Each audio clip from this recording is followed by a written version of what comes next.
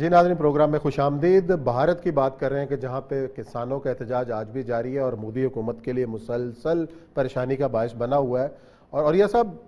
اتنے عرصے سے کسان لاکھوں کی تعداد میں بیٹھے ہوئے ہیں، نہ انٹرنیشنل کمیونٹی کو نوٹس لے رہی ہے، نہ مودی کا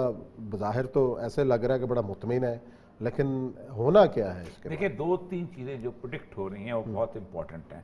وہ ایک یہ پروڈکٹ ہو رہی ہیں کہ گزشتہ اتنے عرصے سے جو لوگ بیٹھے ہوئے وہاں پر، تو یہ فصل کی بوائی کا موسم ہے اور انہوں نے کسی قسم کی کوئی فصل جو ہے وہاں جا کے نہیں بیچی۔ اس کا مطلب جو ہے کہ اگلے 2 مہینے 2.5 مہینے کے بعد جب فصل کا وقت آئے گا، اپریل میں جب ہوگا، تو اس وقت فصل اویلیبل نہیں ہوگی، تو ایک بہت بڑے قحط کا سامنا جو ہے انڈیا کو ہو سکتا ہے۔ اور یہ اس وقت سب سے زیادہ اس وقت فکر مندی کی بات یہ ہے۔ لیکن اگر آپ وہ منگوا بھی لیں،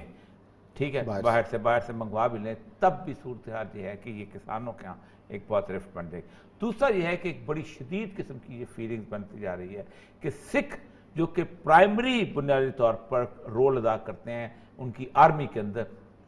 وہ ایک بہت شدید قسم کی، اتنا طویل قسم کا دھرنا اور اتنا طویل قسم کا احتجاج جو ہے وہ کبھی نہیں ہوا جتنا اس وقت ہو رہا۔ اور تیسری بات جو امپورٹنٹ تین چیز یہ ہے کہ ناٹ اونلی سکھ بلکہ وہ تینوں باقی صوبے جو کہ پنجاب سے تقسیم کیے گئے تھے، جس میں ہماچل پردیش اور ہریانہ جو ہے، یہ تینوں جو مل کے جو بنتے ہیں، ان تینوں کے اندر بھی یہ سارے کے سارے کسان دلی شہر کے اندر بیٹھے ہوئے ہیں۔ اصل میں یہاں پر وہ کہتے یہ ہے، وہی جو بلیم ہوتا ہے کہ یہ بیسیکلی جو ہے یہ خالستان والوں نے ان کو اٹھایا ہوا ہے، یہ پاکستان کے ایجنٹ ہیں اور یہ کرنے، جبکہ انہوں نے اپنی موومنٹ کو وہاں سے بالکل دور رکھا ہے اور اس کے اندر گلوکار لیڈ کر رہے ہیں، ان کے سول سوسائٹی ساری لیڈ کر رہی ہے، باقی لوگ لیڈ کر رہے ہیں اور وہ وہاں پر موجود ہیں، اور اس کے ساتھ ساتھ جو مسلمان کمیونٹی ہے وہ اب ان کے ساتھ آ کے ملی۔ اور ایک بات جو کہ انڈیا پورے کا ہر جرنلسٹ، انڈیا پورے کا ہر فری تھنکنگ رکھنے والا کہتا ہے کہ آج سے 100 سال پہلے جو قائد اعظم محمد علی جناح نے بات کی تھی ہندو کے بارے میں کہ ہندو از انکوریجبل، وہ بالکل ٹھیک ثابت ہو رہی ہے۔ اور وہ یہ وہاں پر باقاعدہ کوئی ایسی آپ ویڈیو اٹھا لیں، وہ ایک بات ہے کہ جناح ٹھیک کہتا تھا، یہ تو ہمارا ماسٹر تارا سنگھ جو ہے اس نے غلطی کی تھی، جناح اس کو ٹھیک کہتا تھا، وہ ان کے فریب میں آ گیا، یہ اس قابل ہے ہی نہیں کہ جس کو۔ اچھا، دوسرا یہ جو ڈوزیر والا معاملہ جو پاکستان نے بھارت کے عزائم اور ثبوتوں کے ساتھ دنیا کے سامنے پیش کیا ہے، اس حوالے سے کیا ہلچل ہے؟ دیکھیں، اس ڈوزیر سے زیادہ اہم ترین چیز، ایک تو ڈوزیر آپ نے دیا، وہ تو آپ نے دیا، وہ کہیں گے پاکستان کی دشمنی تھی، ثبوت بھی آ گیا، جو کچھ بھی ہے اس کو ہم ویریفائی کریں گے۔ اس سے پہلے انہوں نے بھی دیا، اس سے پہلے جو جرمنز انہوں نے نکالا ہے نا پورے یورپین یونین کا، وہ اتنی بڑی چیز ہے کہ اس وقت آج جو مختلف قسم کے انٹرنیشنل ذرائع پہ، جس پہ ہمارا ایک دوست ارشاد کلیمی، اس نے بھی اس پہ ریفرنس دیا ہے، کریمہ بلوچ والے واقعے پہ، ہاں، وہ کہہ رہے ہیں کہ انڈیا اپنے ایسٹ ختم کر رہا ہے، اور اس میں ایسٹ کرنے کے اندر اس نے 2 لوگوں کو کہا ہے کہ 2 لوگ نشانہ بن سکتے ہیں،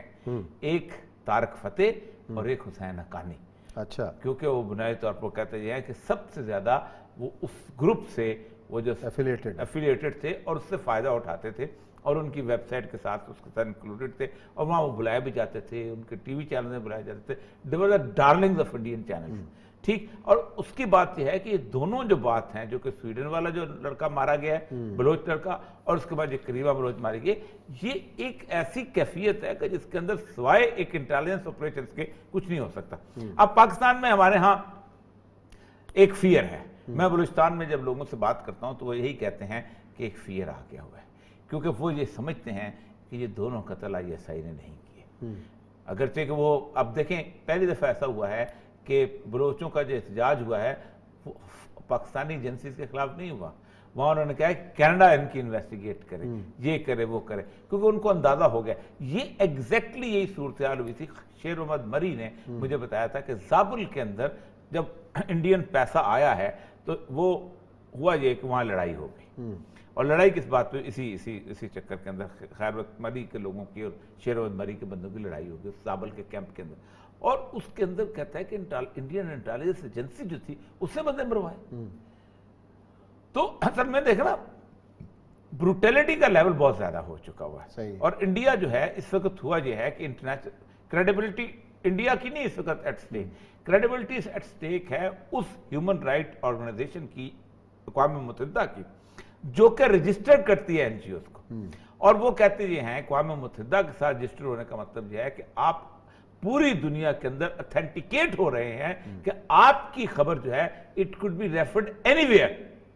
صحیح دیکھیں نا, جیسے آپ ایمنسٹی کوٹ کرتے ہیں تو لوگ کہتے ہیں جی ایمنسٹی اس لیے کوٹ کرتے ہیں کہ ایمنسٹی جھوٹ نہیں بولتی. جس وقت آپ ہیومن رائٹ واچ کوٹ کرتے ہیں تو کہتے ہیں ہیومن رائٹ واچ کوٹ کرتے ہیں تو کہتے ہیں جھوٹ نہیں بولتی. بی بی سی ایمنسٹی کو اٹھائے گا, اس کو وہ کیا نام ہے سی این این اٹھائے گا, باقی سارے رائٹرز اٹھائیں گے, کہیں گے جی ایمنسٹی رپورٹ یہ کہتی. اور آپ سوچیں کہ جتنے بھی آپ انٹرویوز اٹھا لیں, خواہ وہ افریقہ کا کوئی لیڈر ہو, خواہ وہ یورپ کا کوئی لیڈر ہو, خواہ آن سان سوچی کا ہو, خواہ جرمن برما کا ہو, وہ کہیں گے جی ایمنسٹی کی رپورٹ تمہارے سامنے ہے, اس کا جواب دو. اس کا مطلب یہ ہے کہ ایمنسٹی کی ایلیگیشنز کو وہ سمجھتے ہیں بیسڈ آن ٹروتھ. اچھا اس کے اندر بھی 12 آرگنائزیشن ایسی تھی جن کو انہوں نے بیسڈ آن ٹروتھ والی آرگنائزیشن, جو ٹوٹل جعلی نکلی, جو غلط نکلی, ٹوٹل جھوٹ اور پروپیگنڈا. اور پھر سب سے بڑی بات وہ کہتے یہ ہے